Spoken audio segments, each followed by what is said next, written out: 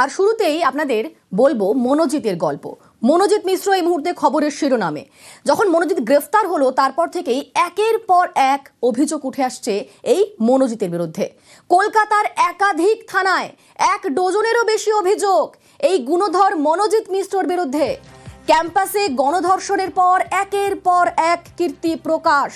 2019-এ বন্ধুর পার্টি থেকে sound system চুরির অভিযোগ উঠছে। আমাদের সঙ্গে এই মুহূর্তে সরাসরি রয়েছেন আমাদের প্রতিনিধি অমিতের সঙ্গে কথা বলবো। অমিত, একের পর এক দাদাগিরি, বেয়াদপি এসব অভিযোগ তো আমরা শুনেছি, এবার চুরিরও অভিযোগ উঠছে।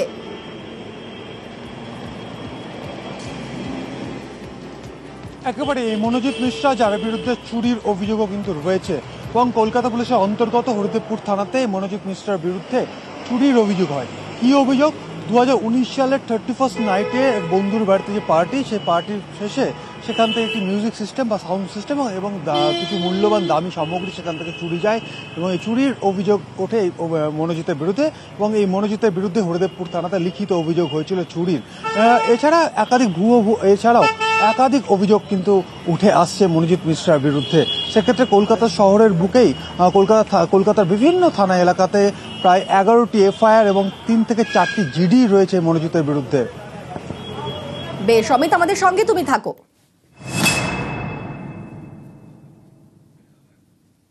2014 থেকে 2024 কালীঘাট থানা থেকে শুরু করে কসবা থানা, গড়িয়াহাট থানা থেকে শুরু করে হরিদেবপুর থানা, এই মনোজিতের নামে একাধিক এফআইআর দায়ের হচ্ছে।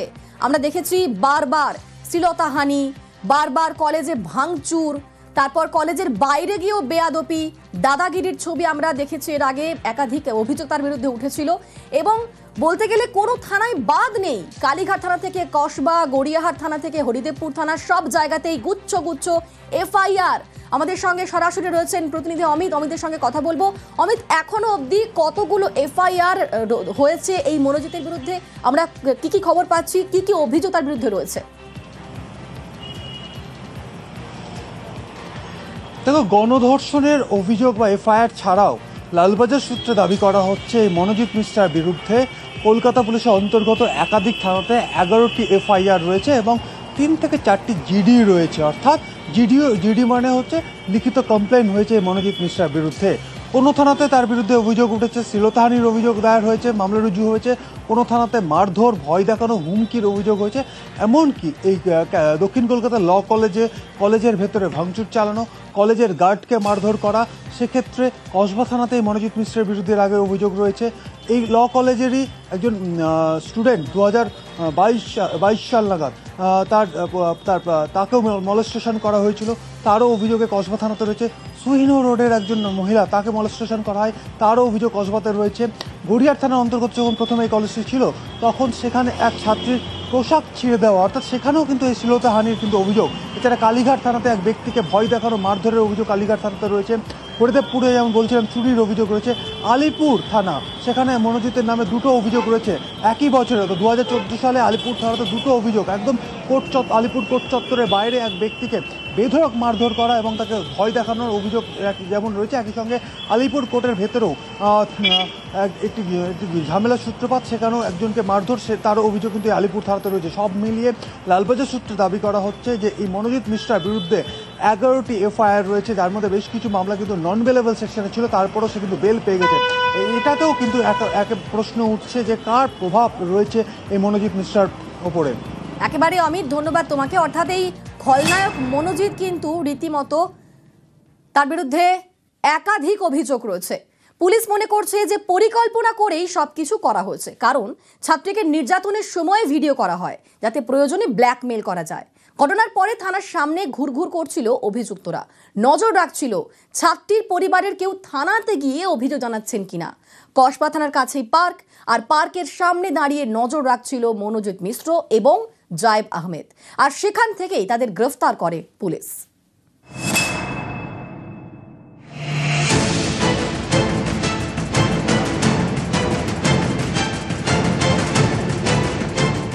সাউথ ক্যালকাটা ল কলেজে ছাত্রীকে গণধর্ষণের অভিযোগ, আর এই নিয়ে তোলপাড়। পুলিশ মনে করছে ছক কষেই এই অপরাধ ঘটানো হয়েছে, সেই কারণেই নির্যাতনের সময় ভিডিও করা হয়।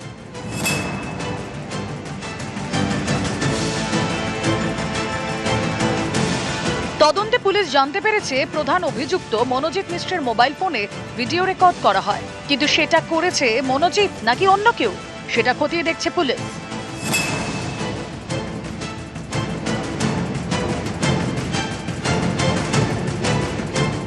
এই ভিডিও করা একেবারে ছককষে পরিকল্পনা করে, যাতে পরে এই ভিডিও লিক করে দেওয়া হবে এই হুমকি দিয়ে ছাত্রীটির মুখ বন্ধ রাখা যায়।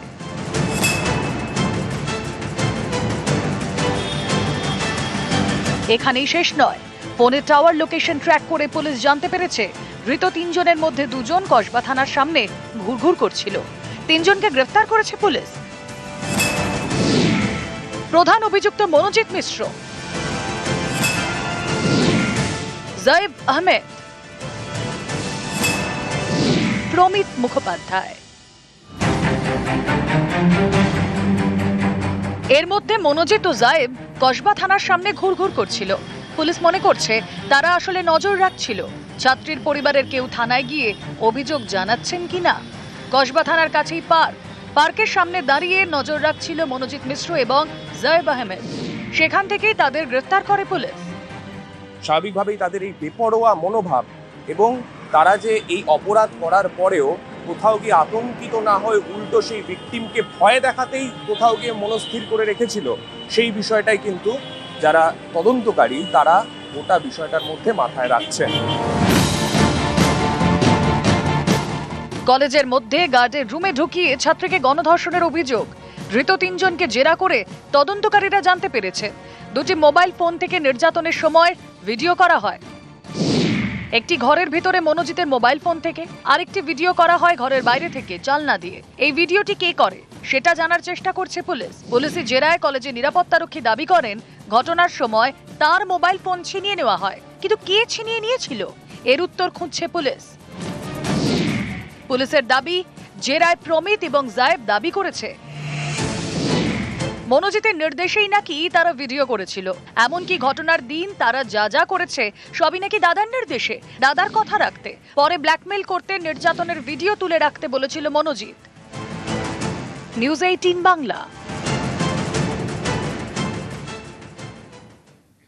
কসবার ল কলেজের ক্যাম্পাসে নির্যাতনের পর অসুস্থ হয়ে পড়েন সেই ছাত্রী, আর পরিস্থিতি সামাল দিতে তড়িঘড়ি ওষুধ কিনে আনে অভিযুক্তরা। কসবার ওষুধ দোকান থেকে কেনা হয় ইনহেলার। ঘটনার দিন রাত 8:30 নাগাদ দোকানে যায় ধৃত জায়েব। বিলের সময় ও ক্রেতার নাম। ইতিমধ্যেই দোকানের সিসি ক্যামেরা ফুটেজ ও বিল সংগ্রহ করেছে পুলিশ। আপনাদের আরো একবার জানিয়ে রাখবো, কসবার ল কলেজে ক্যাম্পাসে যখন ছাত্রীকে নির্যাতন করা হয় সেই সময় অসুস্থ হয়ে পড়েন সেই ছাত্রী, আর পরিস্থিতি সামাল দিতে তড়িঘড়ি ওষুধ কিনে আনে অভিযুক্তরা। কসবার ওষুধ দোকান থেকে কেনা হয় ইনহেলার। ঘটনার দিন রাত 8:30 নাগাদ দোকানে যায় সেই ধৃত জায়েব এবং বিলে সময় এবং ক্রেতার নাম উল্লেখ রয়েছে। আমাদের এখানে সারাদিনে 400 থেকে 500 বিলিং হয়। কে আসছে, কে ঢুকছে, কে যাচ্ছে সেটা আমাদের পক্ষে সম্ভব না সেটা দেখা বা লক্ষ্য রাখা। ওই কারণে সব ক্যামেরাগুলো সব আছে। পুলিশ আসে, পুলিশ এসে যখন এগুলো সব ছানবিন করে, পুলিশ জিজ্ঞেস করে আমাদেরকে, আমরা সেই মতো ফুটেজ আমরা বলি দেখে নিন যা আছে যা নেওয়ার।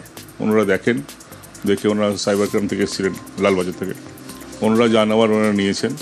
তারপরে বলে বিলিং হয়েছে কিনা ওই সময় দেখতে বলেন যে ওই সময় কোনো কোনো আইটেমের বিলিং হচ্ছে কিনা। ইনহেলার মানে হ্যাঁ ওই সময় বিলিং একটা হয়েছে সেটা দেখে, তারও প্রিন্ট আউট নেয়। কসবা ল কলেজে গণধর্ষণের ঘটনায় যেদিনকে ঘটনা ঘটেছিল তার পরবর্তী ক্ষেত্রে লক্ষ্য করা যায়, যখন এই তরুণী অর্থাৎ অসুস্থ হয়ে পড়েছে, শ্বাসকষ্ট সমস্যা হচ্ছিল, সেই সময় ইনহেলারের কথা যখন বলেছিল, এই দোকানেই কিন্তু অভিযুক্তদের মধ্যে একজন আসে এবং আসার পরে এই মেডিসিন সেই শপ থেকে কিন্তু ইনহেলার কেনে এবং তার পরবর্তী ক্ষেত্রে তারা কিন্তু সেখান থেকে তিনি চলে যায় এবং তার যে গতিবিধি ছিল ইতিমধ্যেই পুলিশের পক্ষ থেকে এখান থেকে সিসিটিভি ফুটেজ, সেই ফুটেজ কিন্তু পুলিশের পক্ষ থেকে সংগ্রহ করা হয়েছে। তার কি মনোভাব ছিল, কখন এসেছিল, কিভাবে এসেছিল এবং কিভাবে ইনহেলার কিনেছিল, এই সমস্ত ফুটেজ কিন্তু এখান থেকেই পুলিশের পক্ষ থেকে সংগ্রহ করেছেন।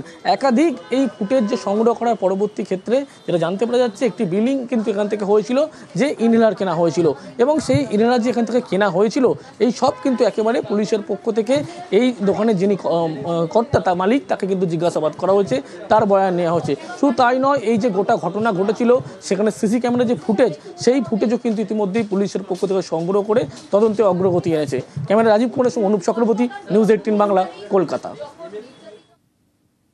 অবশেষে মুখ খুললেন অশোক দেব। ল কলেজ পরিচালন সমিতির সভাপতি হচ্ছেন অশোক দেব। পরিচালন সমিতির সুপারিশেই মনোজিতের নিয়োগ।